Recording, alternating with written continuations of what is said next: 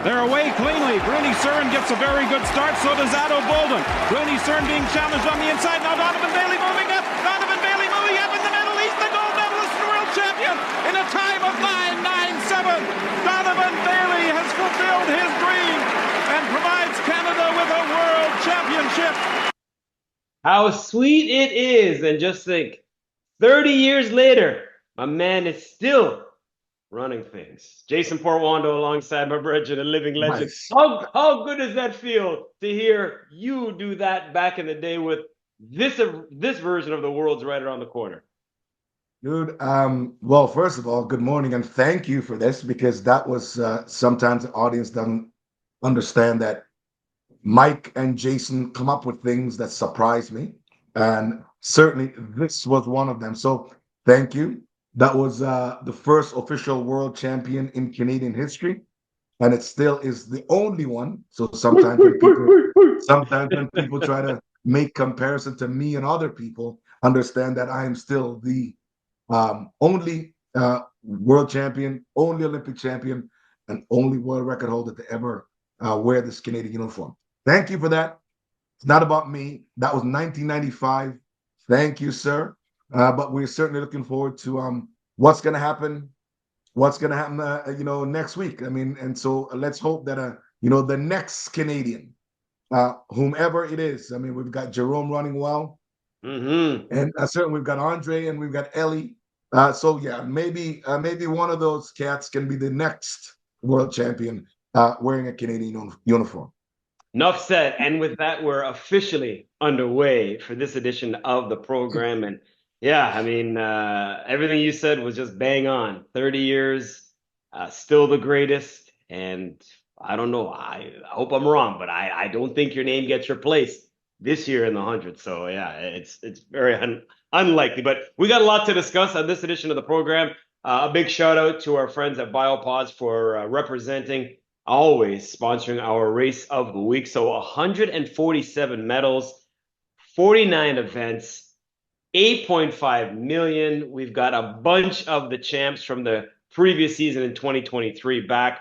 Of the 41, 37 are back. So yeah, I mean, this is what it all comes down to. Last year, obviously, DB, we didn't have Worlds because we had Olympics, but this is what everybody has all the blood, sweat, and tears for. It's this coming up 8, 9, 10 days of action in Tokyo. Well, you know what? And there's also a platform for all the young cats coming in. I mean, imagine that. There's a lot of younger athletes. I mean, the Clayton twins, Gout. There's gonna be some really great young athletes establishing themselves. So like I said, fantastic to see the old guard and the old stars coming back, and there'll definitely be a platform for the young athletes and young stars to establish themselves. Can't wait. I said 8, 9 days. 8 gives you a bit of a preview. 9 actual days of action. And the 10th day, we have a little bit of fun before we leave Tokyo. So yeah, we are going to discuss the men's and women's 100s, just because those are the 2 races that will happen before our next taping of this podcast. As always, please continue to like, share, follow, download, subscribe, be a part of this. Tell everybody you know about the hottest track and field podcast on the planet. Ladies first. And all season long, it seems like we've been talking about it being a 2-horse race. Melissa Jefferson Wooden, Julian Alford, it pretty much is still that way for you, I take. I haven't seen anyone, I don't think anyone has emerged as running 10.6. Julian, I'm definitely not going to be on the fence on this one. Okay. But you might be surprised. Melissa has been consistent. Melissa has been absolutely consistent, and she when she gets in a race and she gets in a rhythm, it's fantastic. I mean, it just doesn't seem that, it doesn't look like anyone could touch her. However, from what I see, from what I see, I think that Julian has an extra gear. Julian always has an extra gear, probably at the 45 to 55 meter mark. And if she can, uh, if Melissa's gonna be out. We know that Melissa's gonna be out in front.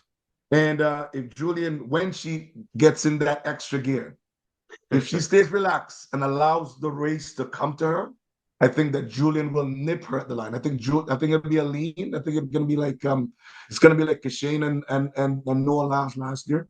But I think that Julian will nip her. I also think that you know, you can't count out the Jamaicans. I mean, I think that Sharika has not been running fast this year, but I'm very certain the last, probably her last her last tapering coming into the finals, coming into this finals, we might see something special from her. I would love to see Shelly-Ann. Shelly-Ann needs to make the finals. And if Shelly-Ann makes the finals, she's going to be a gamer. But obviously, we have to speak logic. We have to speak logic of who we think is going to win. But yeah, it's going to be exciting, man. I mean, there's a lot. Talu is going to be in there. Man, I don't know. I'm going all over the place now, but I think that Julian has an extra gear. I think that Julian has extra gear. Also, they're going through rounds. Everyone is obviously predicting Melissa. Melissa should win, but she has to run a flawless race. Yeah, yeah. My money's on Julian. Yeah. You know what? Could very easily happen. You know what? I love our viewers. I love our listeners. You know, they just attack you when they think that they should be doing that, and I love it because shows that they're passionate about this. And you know, I've said some things on the show, and they're like, "Oh man, Jason, you're way off this time. You're way off." But I remember, and I don't know if you remember, who picked Sha'Carri to win when she did in 2023, and she came through knocking off Sharika Jackson and Shelly-Ann Fraser. I don't know if I can pick the winner again, but I'm with you because I feel like Melissa's done everything right. She's invincible, but it's hard to have a perfect year. And that's what she's had to this point. So I think Julian's got a strong chance to upset her and get that elusive world title to go along with the Olympic title. Shelly-Ann, she's a 5-time champ. I mean, you talked about that. She is phenomenal. We have the intangibles of the Dina Asher Smiths, the Talus and stuff like that, Sharikas, Right. but it's almost like we should just clear the track and let these two go at it. That's the way I feel, anyways. Well, hey, hang on. No, not so fast there, sir. Not so fast. I'm going to tell you why. The 100 meters is the most technical event with the timelines that it provides you to perform, right? Okay. These ladies all have 11 seconds or less to run the perfect race. So the possibilities of mistakes are very high. Then there's the pressure of competing in front of everybody. This is not the Tokyo of old when we're in the middle of COVID. Fans, countries, pressures, whatever injuries that they might have, mental, physical, psychological preparation. There's a whole lot of things. So I'm saying to you that I do believe that I also agree and believe that both women, the gold and the silver are going to these two women. But there's a few. I mean, Sharika is going to have something to say. If Shelly-Ann makes it to the finals, and listen, remember, Shelly-Ann will not break. If Shelly-Ann makes it to the finals, right? And I hope and want her to make the finals. She's got her last race of her career, bro. Right. And I think that there's a lot of pundits around the world that's bet against Shelly before and has lost their shirt. You know what I mean? So yeah, I think Talu is going to do well. But yeah, I mean, at the end of the day, though, I think that, again, we're all saying the same thing. I want to see exactly what it is that we're going to do, and I think that I think it's going to be fantastic. We're going to see the top women today go at it in the 100-meter finals, and to the winner, you get all the spoils. And these opinions that we're expressing, at least I talk to myself anyways, clearly based on what we've seen thus far. Shelly-Ann's 38. I get it. She's a 5-time world champ.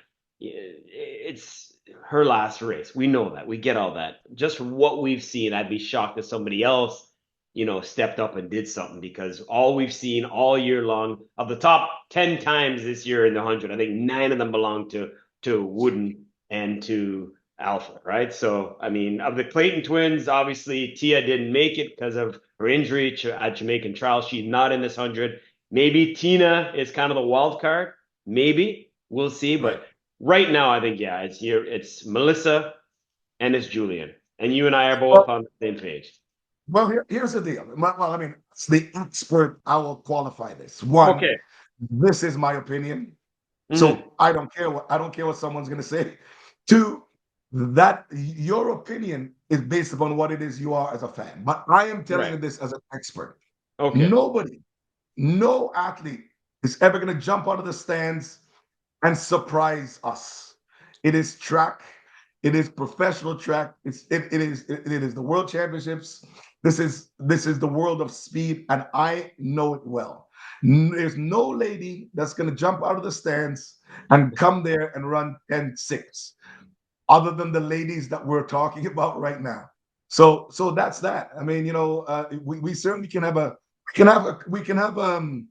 mean, if you like, Jason, we can look for one of these betting platforms to sponsor us, so we can show how good we are at these predictions. Yes, I like the way you're talking. I feel you. So anyone come aboard, we'll welcome you with open arms and we'll get it done. What about the Canadians? We should mention them as well. Audrey LeDuc is going to be a part of the 100. Shade McCreath as well. So hopefully they can make it fun.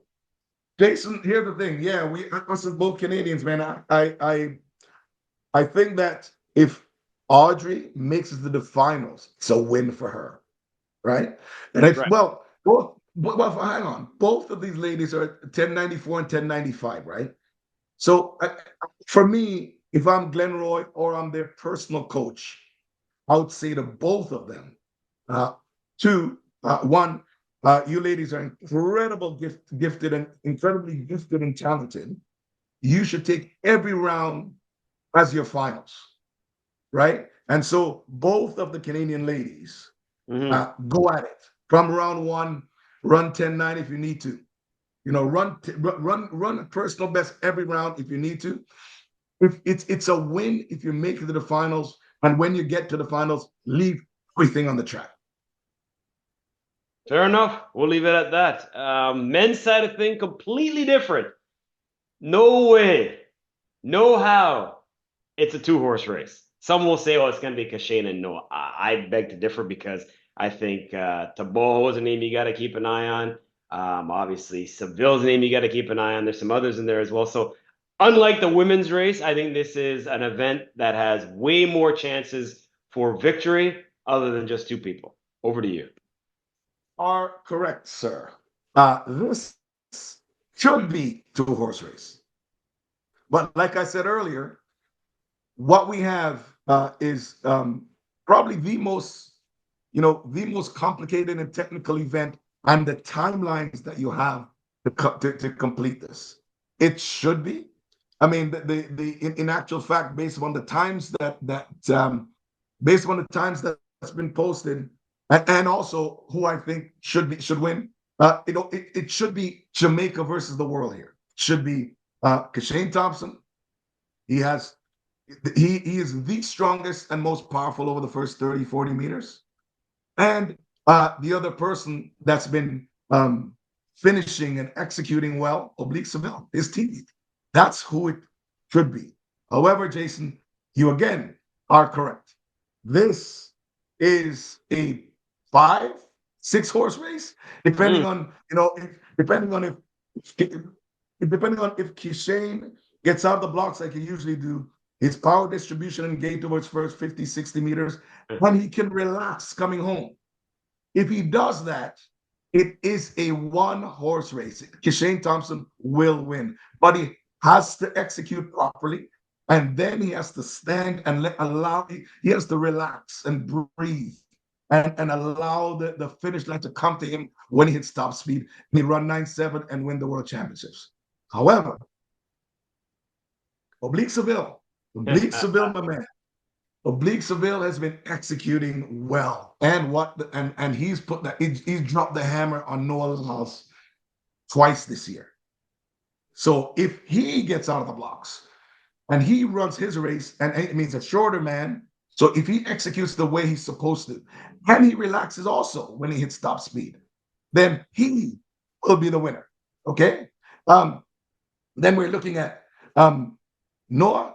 Noah is going to execute properly. No matter what happens, Noah doesn't concern himself like I did when I competed. I never worried myself in my drive phase. I never worried myself coming out of the blocks because I knew that no matter what, I was going to, when I hit top speed, I was going to gap the field. So if I'm behind, then I'll catch up quickly. And then all I have to do is relax and take it home. So we know that Noah is going to do that. Okay. But like you said, Jason, we've got Ben who's ran 9.8. He's ran 9.7 this year. We got Zarnell Hughes coming. Okay. Keem Blake from Jamaica, another 9.8 guy. Taboho, 9.8. Sambini, 9.8. Courtney Lindsay, 9.9. Man, I'm telling you, dude, and I'm very certain that I missed a couple of names. But I'm saying to you that this is going to be spectacular. And like I mentioned, a second ago, who should win who should win. The world gold should go back to Jamaica. The world silver should go back to Jamaica. In fact, the world's bronze could go to Jamaica. I mean, this is another one of the Jamaica could sweep the podium. And I'm just talking about the talent that you've got. They're not stupid. They're not stupid. No. Well, this is why we have a podcast. But they're not. Yeah. Hold on. This is why we have a podcast. I'm saying could. I'm saying could, right? Okay. Right? In the same context, America could sweep the podium. This is what I'm saying to you. I'm just what I'm doing is putting out, possibilities here. America could sweep the podium, right? So not happening. But anyways, yeah, you're right. No, I got it. And then Taboho, we know that he's. I mean, I think that his better race this year is going to be really good in the 200. That's our next show. But I'm telling you, man, Zarnell Hughes has been running fast, but won the British Championships. So I think also that Sambini started the year and was flawless.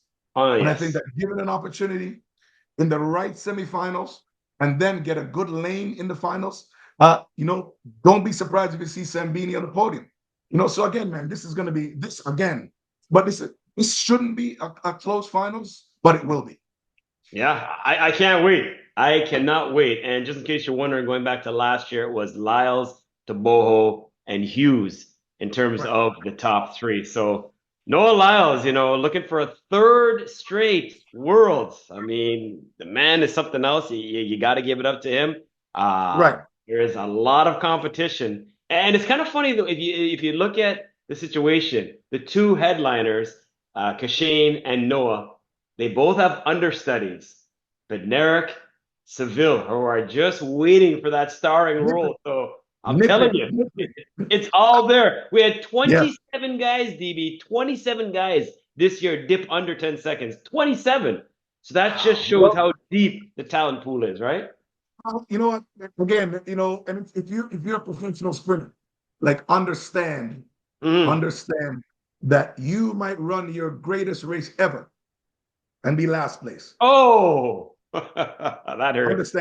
Understand it. You know what? I got to tell you. I know we're going to touch on it. So, but I'll jump a little ahead of you. I like Jerome Blake's attitude this year. Okay. I like his attitude. I like the fact that he's dipped under 10. I like the fact that he knows and he's trying to establish himself on the circuit and for him to get some recognition. So I'm going to give him his flowers, and I'm going to tell him the same thing. I'm going to say the same thing I said about Sade and Audrey. Jerome, every race is your finals. Every race, right? There's no playing around. This is not a play thing, right? So I mean, he's Canadian. That's gonna shine. I think Ellie has great potential. Ellie has fantastic potential, and I hope that he has the exact same. Like I'm telling the exact same thing I'm going to say to Jerome.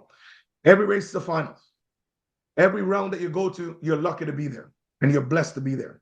So utilize your opportunity and time, execute, listen to your coach. The next round is the win. That's all. The next round is the win. So you got to get to the next round and get a lane, so you understand exactly what it's like to just be in that atmosphere. Like when you're in the vortex of the finest athletes of your generation, it allows you to do superhuman things. It allows you to do things that you never thought that your body was capable of. And so we spoke about the athletes that we think are going to be doing well, but I definitely always want to give the shout outs to the young Canadians trying to Yep. establish themselves on the world circuit. Yep, fair enough, fair enough. So, like I said, no lack of storylines. Many, though, are thinking Noah Lyles has a legit chance at getting a third global title after winning the world in Budapest, winning the Olympics, and now potentially this. Yeah, I mean, we can go on and on and on and on about this, but I know one man who is not afraid of Noah Lyles.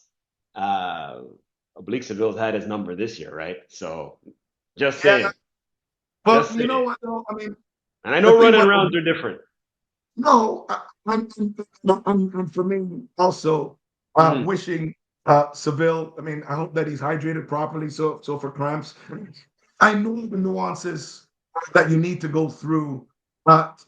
Especially at the World Championships and the Olympics, because I love that. I was never, I didn't really care much about the one race thing, the Diamond League, although it's very important, very very vital in your preparation. But yeah, your body takes the toll on your body is way different when it comes to rounds, because you really have to focus on therapy, and you really have to focus on hydration and nutrition and sleep, right? So that's it. I mean, again, I'm giving that to everybody.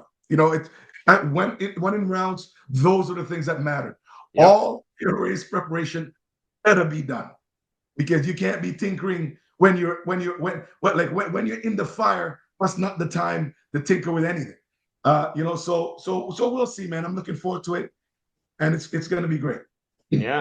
And Thompson says, hey, don't forget about me. I beat Lyles as well in Celestia. So, yeah, there are so many things to talk about. You mentioned Simbini. The Americans looking for the sweep. I don't think that's going to happen. Obviously, Kenny and Noah are good, but nothing to take away from T. Mars and Courtney Lindsay. If Christian Coleman now would have found a way and maybe a little bit different, but obviously we know he is not part of the 100, cannot get the wild card because that belongs to Noah Lyles. But we will see Christian Coleman as part of the 4x1. So that's good news there for Christian Yeah, Coleman. But yeah, yeah. it goes on and on and on. I'm glad you mentioned Zarnell Hughes and Simbini, because no one started off 2025 hotter than Simbini, right? He was untouchable. Well, there's some names we haven't even mentioned, like Omanula. I mean, he's Oh just yeah. kind of, you know what I mean? Like he wasn't, No, you know? I can't see Ferdinand in the finals. I just No, can't. I no, mean, but it's just, yeah, yeah. but he's also a 9-7 guy. You know what I Right. mean? Like he's a 9-7 guy, and so it would have been really good. Also, Walaze got injured. So hopefully he's healthy and back and be able to compete in the relays. But that's also going to be tough. He's young.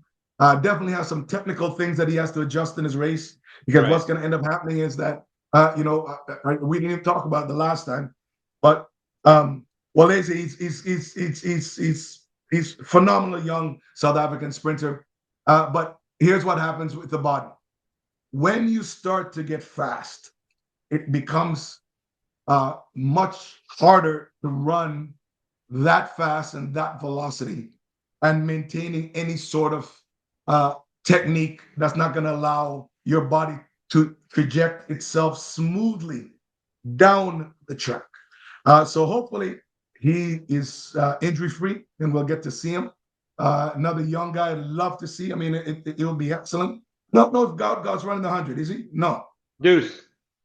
Okay, man, that's going to be like, yeah. I mean, we got a lot to say about him, and Hmm. hopefully, he stays injury free. I mean, he's got great potential, great potential. But we're talking 100.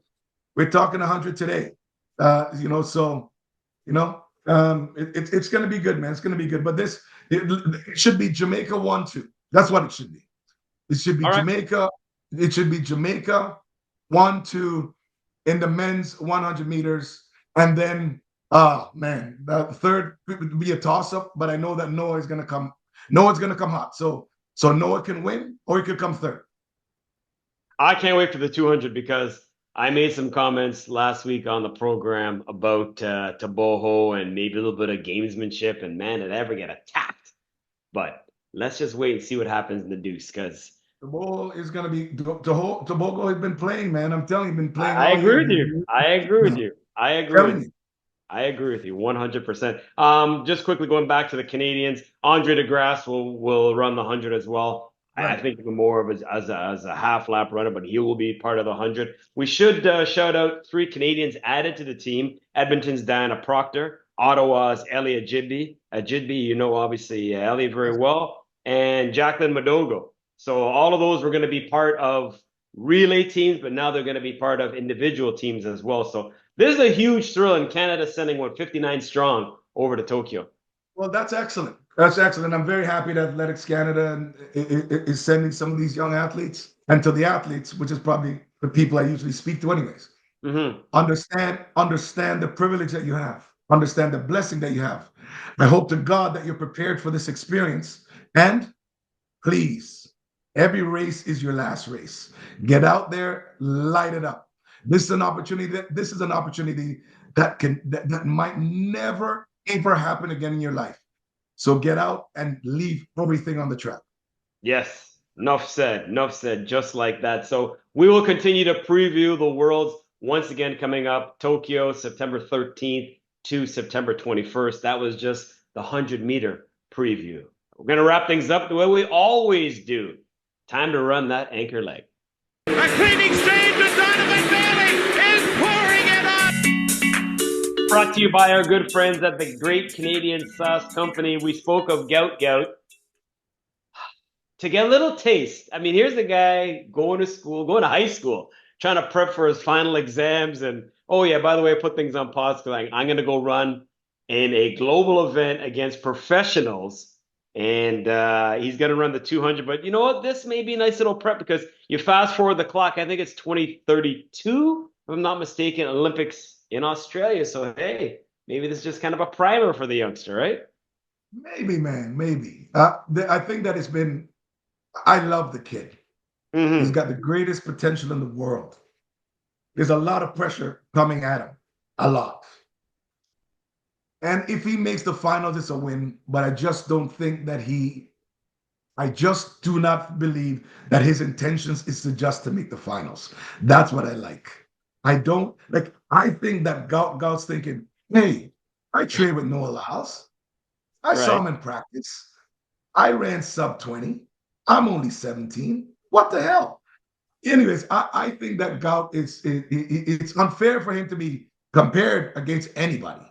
Right. And Usain Bolt is the greatest sprinter of all time.